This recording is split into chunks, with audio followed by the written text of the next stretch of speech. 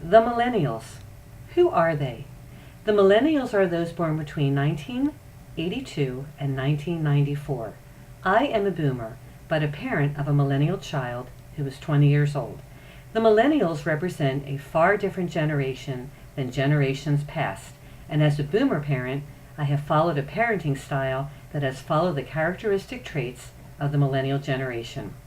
Did you know that according to a 2010 article by Sharon Jason in USA Today, the most detailed study to date of the millennial generation finds this group probably will be the most educated in American history.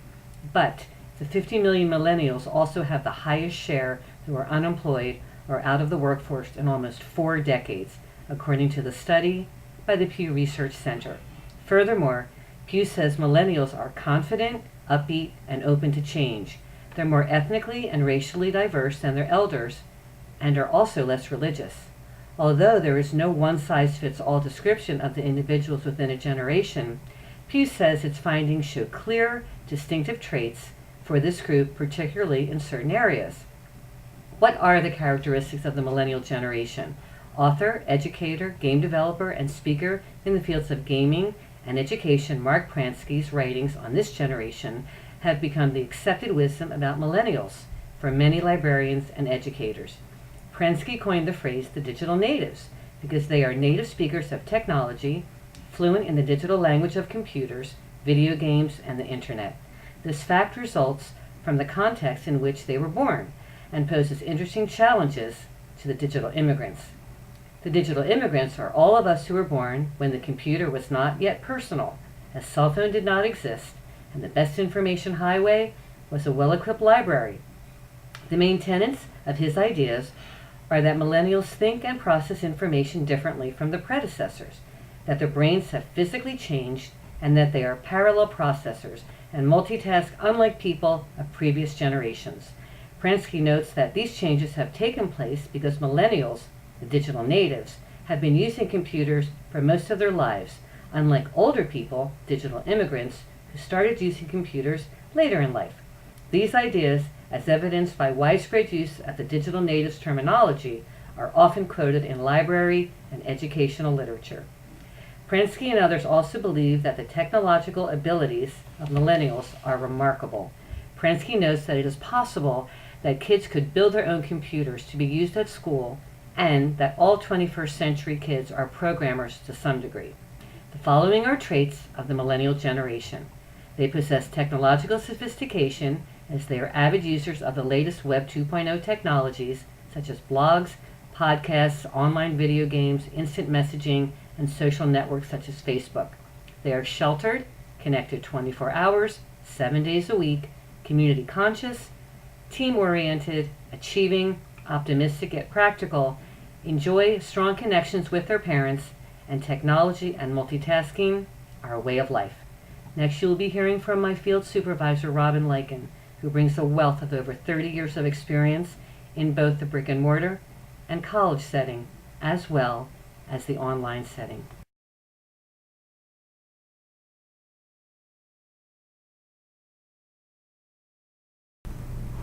Hello, my name is Robert Lyken. I am an instructional supervisor at the Pennsylvania Cyber Charter School, and I have been asked to give my opinion on general characteristics of the millennial generation, which is sometimes also called Generation Y, spanning the years from approximately 1980 to 2000. This particular generation is very accustomed to using technology, and I, as a classroom teacher and a digital teacher, have made observations regarding students that fall within this time period. Concerning some positive characteristics, I would say that students of the millennial generation are very global in outlook, and they're accepting of differences between students and their different ways to master the learning concepts. They also are more geared to thinking outside the box because technology itself can grow only when the developers are thinking outside the box and coming up with creative solutions. Communication is important. They are very adept in multitasking, and I think there is an awareness of future events there. Concerning characteristics that would offset these positives, I would say that there's a tendency for instant gratification. There is an associated short attention span.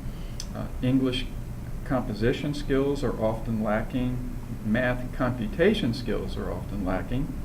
And there is also a lack of real-world experience amongst these students and a loss of real connection to the past. And hopefully this will get us started into a discussion. Thank you.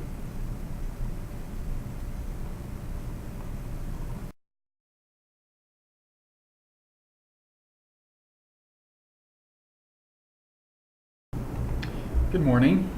We now are going to address the second question, which relates to gaps in learning and also strategies that teachers and students can use together to address these gaps in learning. I believe that after teaching a number of age groups that there is a gap in learning, and that gap can be a gap between making real world connections to the education that is going on in the classroom. There is a gap presented by students who do not have encouragement in the home regarding study skills and the overall value of education and personal organization. And this all, of course, translates to the classroom, which makes it difficult for the teacher to teach students who do have these gaps. Concerning strategies, there are a number of things that I try to employ in my classes. I think the first strategy would be called a vignette lecture.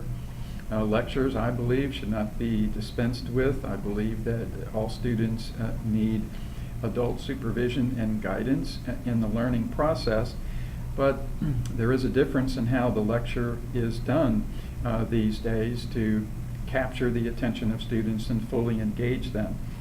Lectures need to be short in terms of 10 to 15 minutes.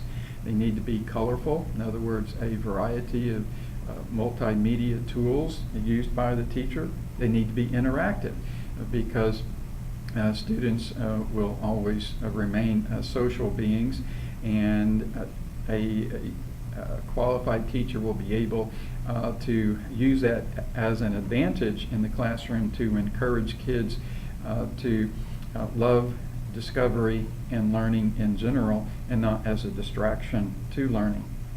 I would say that it's important to emphasize context to millennial students.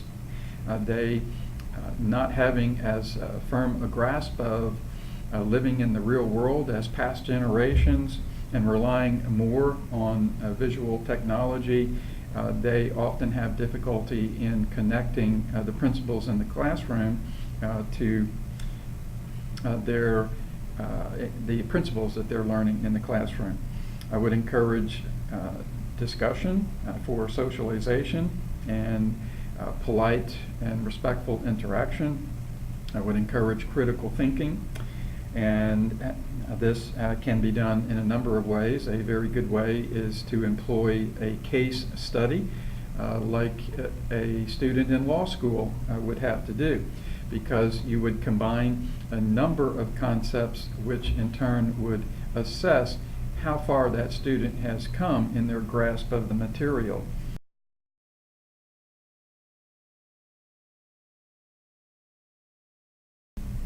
Hello, we come now to the third question, which relates to what students do after they graduate from school.